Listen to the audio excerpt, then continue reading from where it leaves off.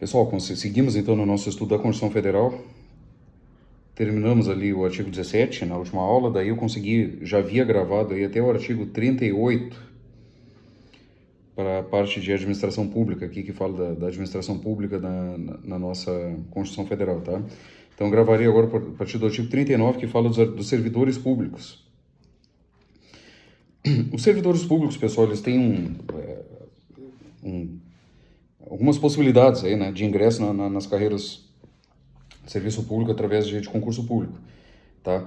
Existem os servidores estatutários, né, que têm estatuto, que são os conhecidos, que tem, o pessoal fala os estabilizados, né, o cara que as pessoas dizem, não, para ser demitido só se fizer alguma coisa muito grave, né, que são os servidores estatutários, então, que são os concursos aí, que são de carreiras típicas de Estado, né, em que o Estado necessita, a União, os Estados, o Distrito Federal e os municípios, de servidores públicos que são vinculados à administração pública direta, né? Falando no governo estadual, por exemplo, que é o governador do estado, daí o secretário de segurança pública, né?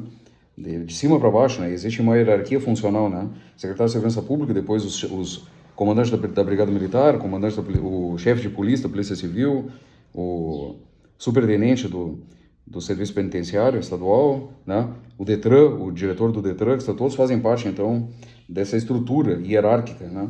Todo mundo, então, que nós chamamos, então, cargos de provimento efetivo, é regra geral para entrar no serviço público, que é o estabilizado, que a gente está falando, na administração pública direta. Servidor estabilizado, de forma direta, tá bom?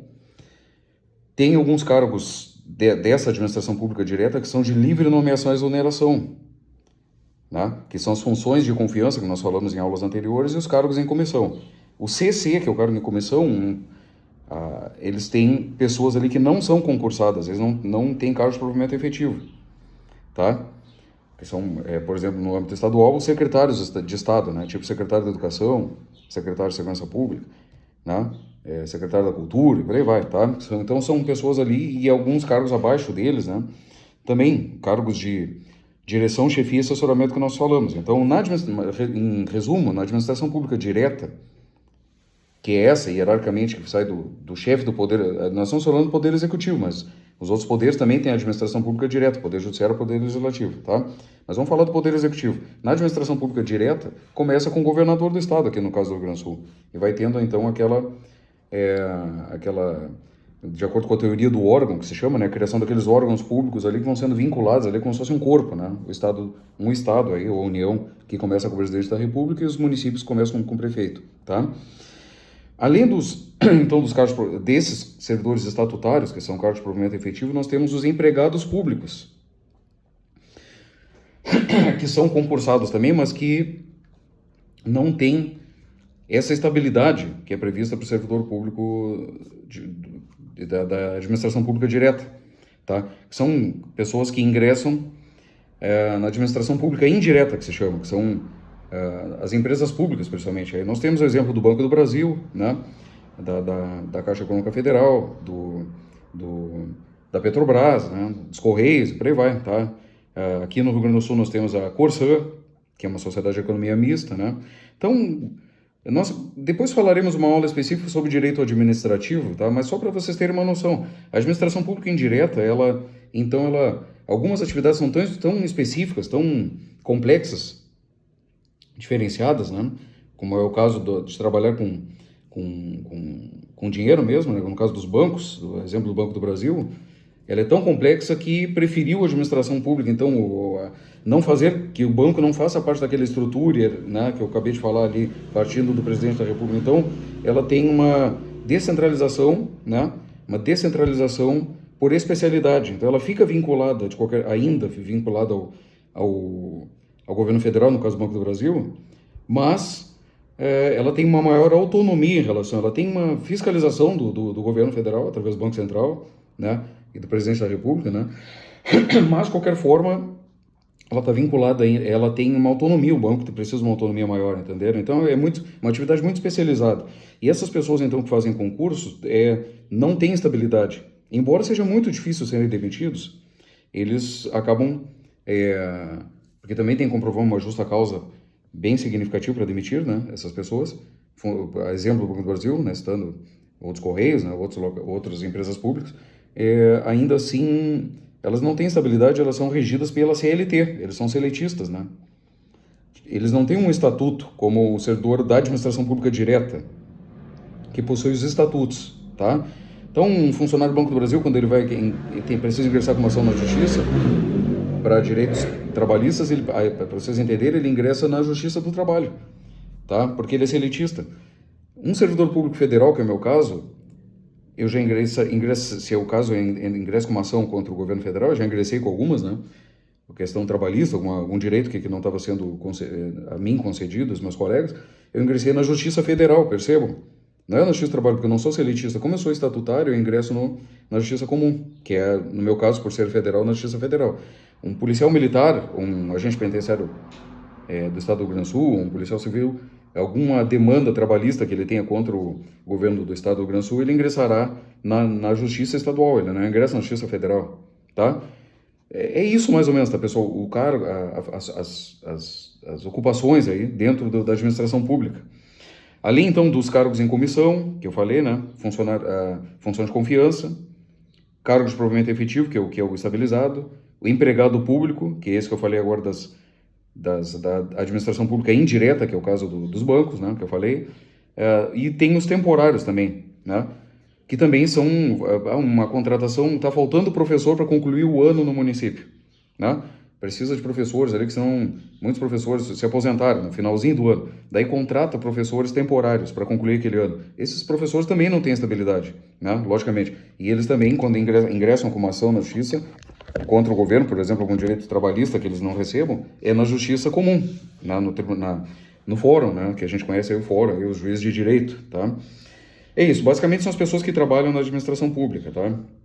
São essas, provimento efetivo, empregado público, cargo em comissão, função de confiança e temporário, tá? O que eu falaria agora, ele fala mais, os servidores públicos que nós estamos falando aqui na Constituição Federal, eles são da administração pública direta, então nós estamos falando do servidor de provimento efetivo, o concursado e estabilizado, tudo que eu falaria a partir de agora, tá? Que é o caso dos policiais, das carreiras policiais que vocês estão estudando, e para o magistério também, né? Professores também são estabilizados, né? Pois bem, seguindo, dando prosseguimento aqui no estudo, então. Os critérios, aqui já de cara, no artigo 37, no artigo 39, o parágrafo 2º, ele diz que a Constituição Federal ela determina que para a pessoa seja promovida na carreira por merecimento, ela precisa passar por escolas de governo de formação e aperfeiçoamento, tá? E isso acontece na prática, tá, pessoal? Então, sempre que alguém é promovido na carreira, ele precisa fazer um curso de aperfeiçoamento, tá? É assim que funciona no serviço público, estadual, federal e municipal, tá? Fala aqui no parágrafo 4º a questão do subsídio, que membros de poder de mandato eletivo, membros de poder, né? De poder judiciário, mandato eletivo, que são os deputados, senadores, por aí, né? Ministros de Estado, secretários estaduais, que é o caso do secretário da Cultura, da Educação, secretário de Segurança Pública, de Assuntos Penitenciários, né? E secretários municipais também, né? Todos os secretários ali que existem abaixo do prefeito municipal ou da prefeita são remunerados exclusivamente por subsídio. O que é subsídio? É uma parcela única. Então tá lá. No meu município, um secretário municipal ganha 15 mil reais, mais ou menos, aproximadamente. E é isso. E é vedado qualquer acréscimo de gratificação adicional, abono, prêmio. Então, é 15 mil. Se ele trabalhar à noite, ele não ganha adicional noturno. Entenderam? Qualquer outra penduricalho não pode. A única coisa que pode é verba de caráter indenizatório. Vou falar da PRF, para citar um exemplo, tá? Ela não é membro de poder, mas ela se enquadra aqui no parágrafo 8º, servidores públicos organizados em carreira pode receber subsídio, que é o nosso caso, a PRF recebe subsídio, tá? Porque ela é um órgão de carreira, a Polícia Federal também recebe subsídio, né? E outros órgãos federais aí também recebem. Por exemplo, um policial rodoviário federal ou um policial federal que trabalha à noite não ganham adicional noturno, porque recebe subsídio. A única coisa que pode é verba de caráter indenizatório. Então, a PRF, por exemplo, ela ganha uma verba indenizatória duas verbas, né? Uma que chama adicional de fronteira, com a indenização de fronteira, e ganha uma indenização por hora, seria hora extra, que a gente chama indenização por flexibilização de repouso. É um plantão de 6 ou de 12 horas que o policial se voluntaria e ele ganha um valor fixo. Então não é hora extra, é um valor fixo para aquele plantão ali. Então não esqueçam disso. Quem recebe subsídio não pode ganhar nada, absolutamente nada que não seja verba de caráter indenizatório. Daí acontece no meu entender, algumas injustiças. Por exemplo, na PRF e na PF, o agente penitenciário federal que recebe subsídio, se o cara tiver doutorado, ele não ganha uma moeda mais. É injusto. Porque quem ganha remuneração, por exemplo, as pessoas que trabalham no Poder Judiciário, técnico judiciário, analista do Poder Judiciário, eles não ganham subsídio, eles ganham remuneração, que é diferente. Então eles têm direito a tudo, hora extra, adicional noturno, parar. Eles recebem uma gratificação lá que é por especialização. O cara que faz especialização, mestrado, doutorado, eles ganham mais, entendeu? Só vocês verem, subsídio não pode nada. O que pode? Verba de caráter indenizatório. É isso, tá? Para fins de concurso público, principalmente. Parágrafo 9, ele diz que não pode, que é vedada a incorporação de vantagem temporária, vinculada aí à função ou cargo em comissão, à remuneração do cargo. Era muito comum no passado, o cara era da Brigada Militar, ele era oficial da Brigada, ele exercia um cargo de comandante de uma unidade lá pequena. Aí ele incorporava aquele cargo, que é o cargo em comissão, o CC, tá? Ou a função de confiança, no caso, né? A função de confiança porque ele é concursado, tá? Aí ele ganhava a função de confiança por ser chefe, incorporava. Aí ele virava comandante de um batalhão, ganhava. Por isso é que tem servidores públicos de universidades também. O cara era diretor da universidade, aí o cara vira reitor, tudo ia incorporando. Quando o cara se aposentava, o cara estava com 60 mil, 70 mil reais por mês. Né? Isso aqui não pode mais. Tu ganha aquela gratificação por ser chefe, tá? Por ser chefe, tu ganha enquanto tu estiver na função de chefe. Deixou de ser chefe e perdeu. No outro mês já não entra mais nada, tá? É assim que funciona o serviço público, não incorpora, tá? Vou entrar num assunto nebuloso agora, eu vou terminar essa aula, vou começar uma aula nova só para falar da questão da previdência social e aposentadoria, tá? Aposentadoria e pensão por morte, principalmente, tá, pessoal? Falaremos na próxima aula.